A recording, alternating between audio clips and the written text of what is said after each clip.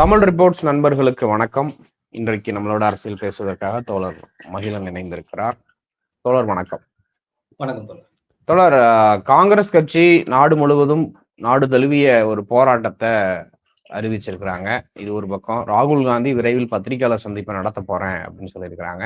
Adani, Hindenburg, செபியினுடைய தலைவர், மிகப்பெரிய அளவுல முறைகேடுகள் நடந்திருக்கிறது. ஆயிரக்கணக்கான கோடிகள் கைமாறி இருக்கு. பல ஊழல்கள்ல ஈடுபட்டிருக்கிறாங்க. அதற்கு மோடி அரசாங்கம் முழுக்க முழுக்க துணை போயிருக்கு. மோடி அரசுனாலதான் இது எல்லாமே நடந்திருக்கு அப்படிங்கிற கண்ணோட்டத்துல இப்போ விவாதங்கள் நாடு முழுக்க நடக்க ஆரம்பிச்சிருக்குது.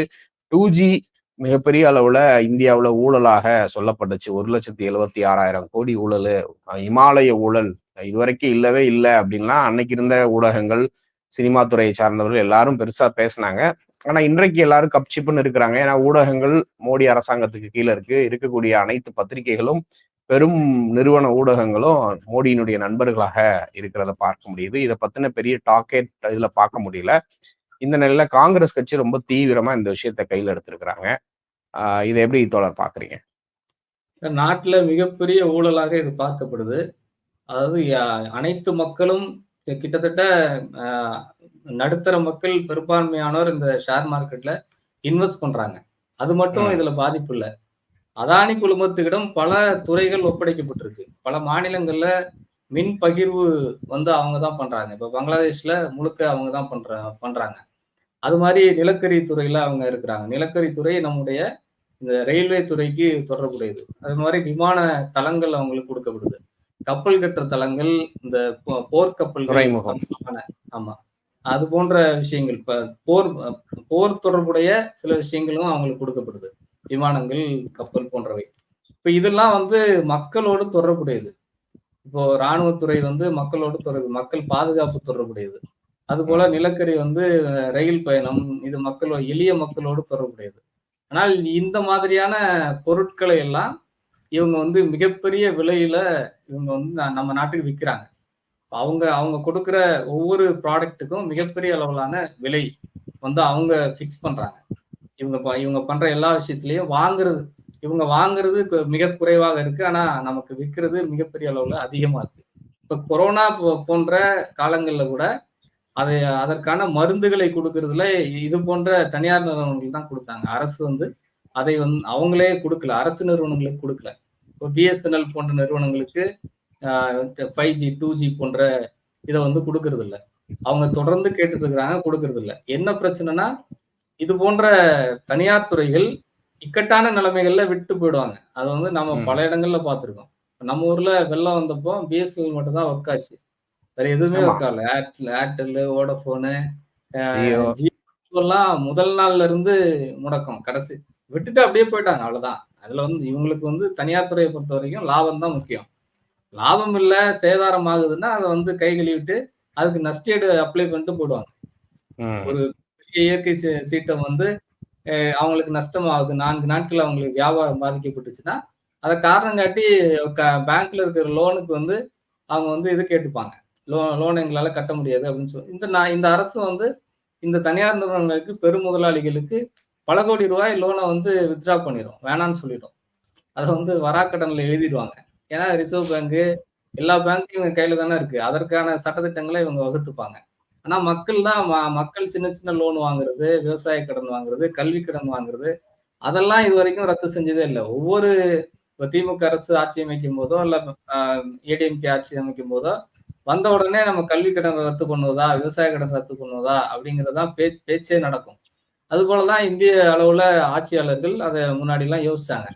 எந்த கடனை ரத்து பண்ணுவதன் மூலமா மக்களுக்கு ஏதோ ஒரு நன்மை கிடைக்கும், அது நம்ம ஒரு நன்மதிப்பு கிடைக்கும்னு கூட யோசிப்பாங்க.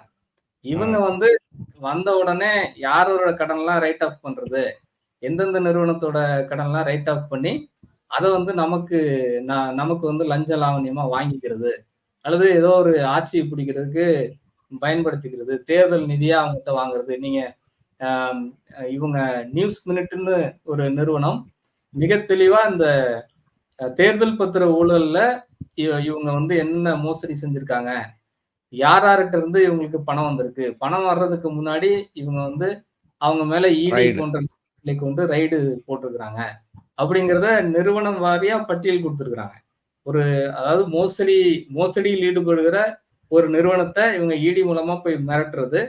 அப்புறம் அந்த குற்றச்சாட்டு நிரூபிக்கப்படாது. அந்த குற்றச்சாட்டு அடுத்த அடுத்த கட்டத்துக்கு இடியால கொண்டு போகப்படாது. ஏன்னு பார்த்தா இங்க இருந்து ஒரு பல கோடி ரூபாய் நிதி வந்து பிஜேபிக்கு தேர்தல் பத்திரம் வாயிலா போயிருக்கு.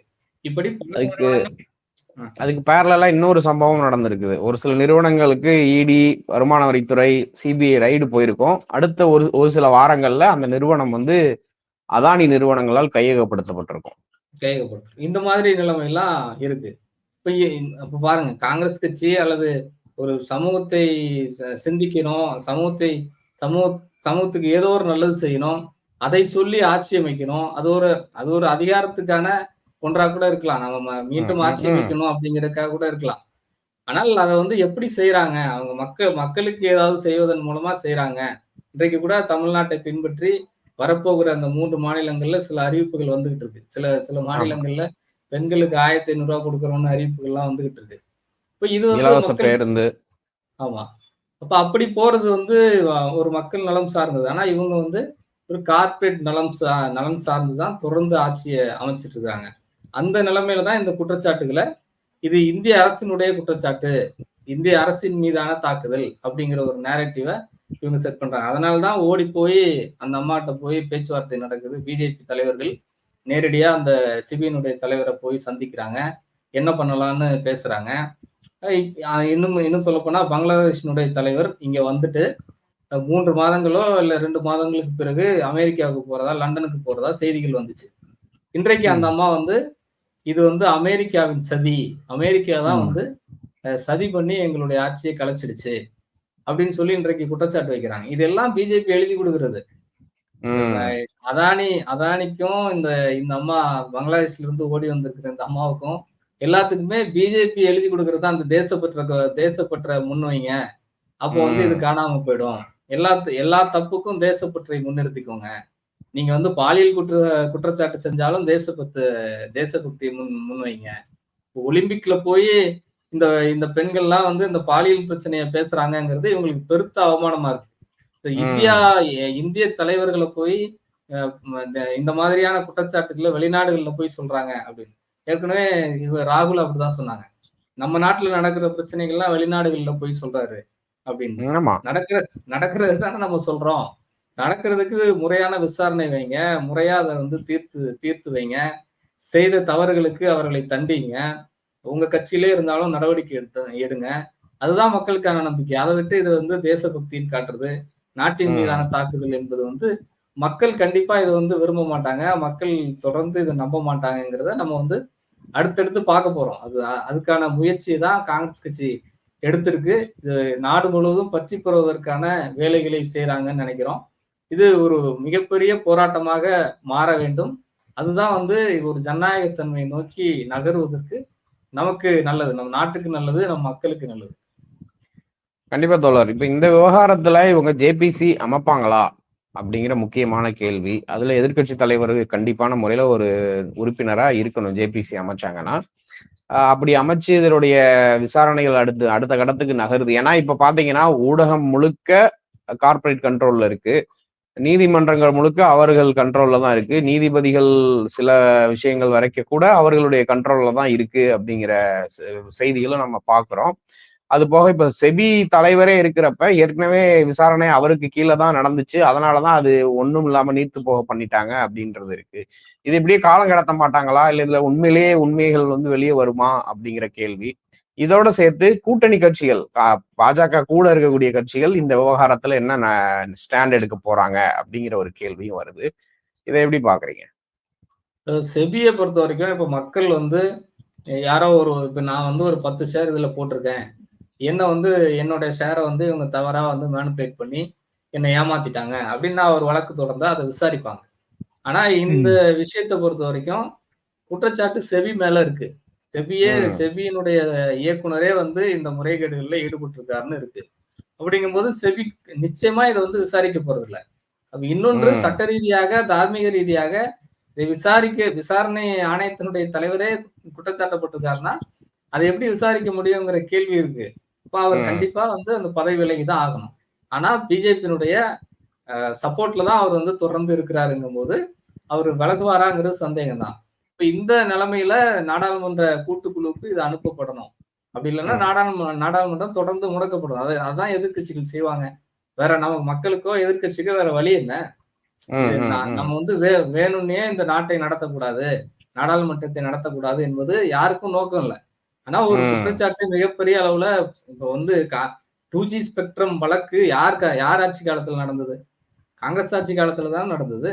அவங்க தானே வந்து சிறையில தூக்கி போட்டாங்க. அத மாதிரி பிஜேபியில நடக்கும்போது காங்கிரஸ் எதிர்க்கட்சியா இருந்து கேள்வி கேட்கிறாங்க. அதை நீங்க சரியா செயல்படுத்தும் போது அவங்களுக்கு எந்த பிரச்சனையும் இல்லை.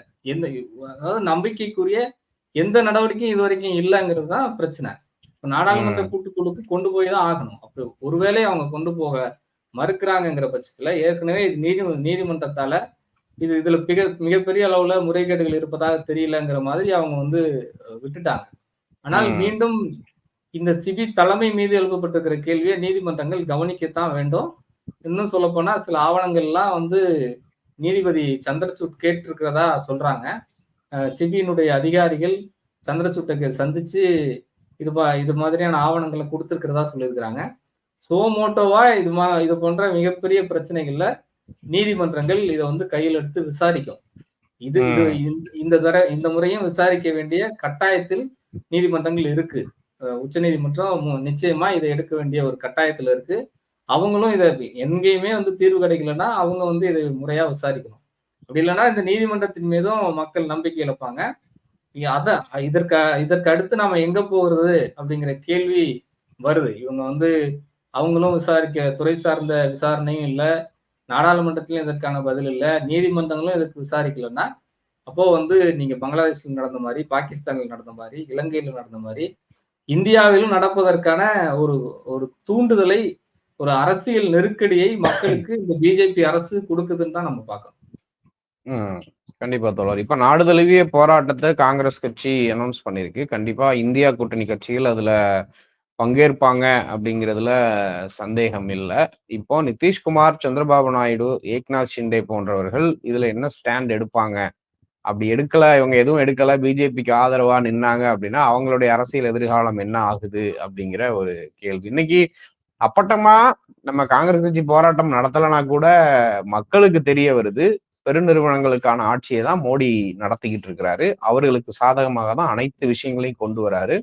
ஏழை எளிய மக்களுடைய பாக்கெட்ல இருந்து பணத்தை புடுங்கி அவர்களுக்கு கொடுக்குற வேலையை தான் தொடர்ந்து பாஜக செஞ்சுக்கிட்டு இருக்கிறதுன்றது யாருமே பிரச்சாரம் பண்ணலைன்னா கூட மக்களே தெரிஞ்சுக்கிற அளவுக்கு இன்னைக்கு நிலைமை மாறி இருக்கு. இப்போ இவர்களுடைய கதி என்ன, அடுத்து வரக்கூடிய தேர்தல்கள் இருக்கு, இது எப்படி போகும்னு நினைக்கிறீங்க? ஆமா, குறிப்பா வந்து அடுத்து 4 மாநிலங்கள்ல தேர்தல் இருக்கு. அதுல காஷ்மீர்ல இவங்க நடத்துவாங்களா நடத்த மாட்டாங்களாங்கிறது நமக்கு இன்றைக்கு வரைக்கும் எந்த தெளிவும் இல்லை. ஆனால் 3 மாநிலங்கள் தேர்தல் இருக்கு. அதுல முக்கியமா 2 தேர்தல்ல வந்து கணிப்புகள் வெளியாயிருக்கு. கடந்த காலங்கள்ல ஒரு 2-3 வாரங்கள் வந்துருச்சு.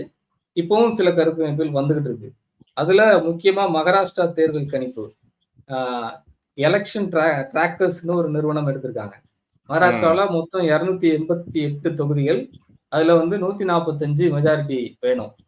அதுல மகா விகாஸ் அகாடி, நம்ம காங்கிரஸ் இந்தியா கூட்டணி, ஆமா, லோக்கல்ல மகா விகாஸ் அகாடின்னு சொல்றாங்க. அதுல வந்து கிட்டத்தட்ட 163 தொகுதிகள் வெற்றி பெறுவதற்கான வாய்ப்பு இருக்கு அப்படின்னு சொல்றாங்க. என்டிஏக்கு வந்து 112 தான் கிடைக்கும் அப்படின்னு சொல்றாங்க. மகா விகாஸ்ல வந்து நம்ம சரத்பவாருடைய தேசியவாத காங்கிரஸ், அஜித் பவார், சாரி எம்பிஏல வந்து சரத்பவார், உத்தவ் தாக்கரே காங்கிரஸ், உத்தவ் தாக்கரேவோட சிவசேனா காங்கிரஸ் 3 பேரு. ஏன்னா இவங்க ஏற்கனவே வந்து 2 கட்சியும் உடைச்சு அங்க வந்து துணை முதல்வர் போஸ்ட் கொடுத்து வச்சிருக்காங்க. அந்த வெறுப்பும் இவங்கள்ட்ட இருக்கு. அதுதான் வந்து இந்த கருத்து கணிப்புல வெளிப்படுது.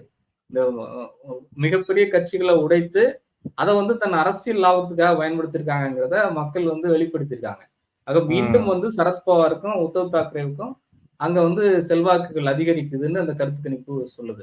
அந்த அடிப்படையில தான் இந்த 163 தொகுதிகள் வந்து வெற்றி பெறுவதற்கான வாய்ப்பு இருக்கு அப்படின்னு சொல்லியிருக்காங்க. இதுல பிளஸ் ஆர் மைனஸ் இருக்கலாம். ஒரு 20 தொகுதிகள் 10 தொகுதிகள் வித்தியாசம் இருந்தால் கூட என்டிஏ கூட்டணிக்கு 112 தான் மேக்சிமம் வந்திருக்குங்கிறது வந்து ஒரு முக்கியமான தகவல்.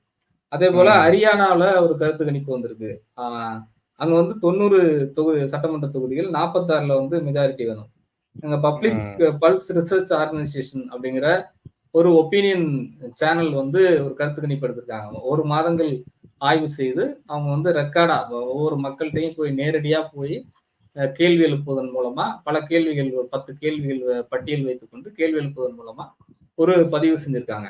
அதுல வந்து ஒரு முக்கியமான கேள்வி, அடுத்த முதல்வராக யாரை தேர்ந்தெடுப்பீர்கள் அப்படிங்கிற கேள்வி. அந்த கேள்விக்கு வந்து 40% வந்து காங்கிரஸ் கட்சியினுடைய முன்னாள் முதல்வர் புபிந்தர் சிங் ஹூடா அவர் வந்து 40% மக்களால் வந்து ஆதரிக்கப்படுறார். 40% மக்கள் அடுத்த முதல்வர் இவங்க தான் அப்படின்னு சொல்லியிருக்காங்க. சைனி இருக்கார்ல, நம்ம இப்போ பிஜேபியினுடைய முதல்வராக, அவர் சைனி வந்து 30% தான் மக்கள் வந்து அவருக்கு ஆதரவு கொடுத்திருக்காங்க. இன்னும் மற்றவர்கள் 20% இந்த மாதிரிதான் இருக்கு. ஆனா வந்து இது இன்றைக்கு நிலைமை தான். இன்னும் வந்து காங்கிரஸ் கட்சியினுடைய திட்டங்கள் இருக்கு. காங்கிரஸ் கட்சியினுடைய நகர்வுகள் இன்னும் ஷார்ப்னா அடுத்தடுத்த முயற்சிகளை அவங்க பண்ணிட்டு இருக்காங்க. மாநில அளவுல ஒரு பக்கம், ஒட்டுமொத்தமா இந்திய அளவுல இன்றைக்கு அறிவித்திருக்கிற போராட்டம், அவங்க தொடர்ச்சியா கையில் எடுக்கிற இந்த சாதிவாரி கணக்கெடுப்பு போன்ற விஷயங்கள், இந்த மக்கள் விரோத சட்டங்களுக்கு எதிரான பிரச்சாரங்கள், அதாவது இடஒதுக்கீட்டுக்கு எதிராக இடஒதுக்கீட்டை காலி பண்றதுதான் பிஜேபியினுடைய குறிக்கோளா இருக்கு அப்படின்னு அவங்க தேர்தல் காலங்கள்ல அந்த பரப்புரையா மேற்கொண்டதை இன்றைக்கு மாநில அளவுலையும் கொண்டு போய் சேர்க்கிறாங்க. இப்போ எஸ்சி எஸ்டி மக்கள், ஓபிசி மக்கள், இந்த மாதிரியான மக்கள்கிட்ட உங்களுடைய உரிமைகள் பறிக்கப்படுவதற்கு நீங்க வந்து இடம் கொடுக்காதீங்க, பிஜேபியை மீண்டும் கொண்டு வராதீங்க, இது போன்ற பரப்புரைகளை திட்டமிடுறதா சொல்றாங்க. பல எஸ்சி எஸ்டி ஓபிசி மக்களை கவருவதற்கான திட்டமாக இந்த தேர்தலை வந்து பயன்படுத்த வேண்டும் அப்படின்னு காங்கிரஸ் கட்சியில மிக தெளிவா திட்டமிட்டு இருக்கதா நமக்கு செய்தி வருது. ஆக ஒட்டுமொத்தமா வருகிற அனைத்து தேர்தல்கள்லையும் காங்கிரசினுடைய வெற்றி உறுதி செய்யப்படுது. பிஜேபி சரிவை நோக்கி நகர்கிறது. நாடாளுமன்ற சரிவில் இருந்து அது இன்னும் அதிகப்படியான அதல பாதாளத்துக்கு செல்வதற்கான இந்த கருத்து கணிப்புகள் அதை தான் சொல்லுதுன்னு நான் பாக்குறேன். கண்டிப்பா தோழர், தொடர்ந்து பேசலாம் தோழர். நன்றி தோழர். நன்றி தோழர்.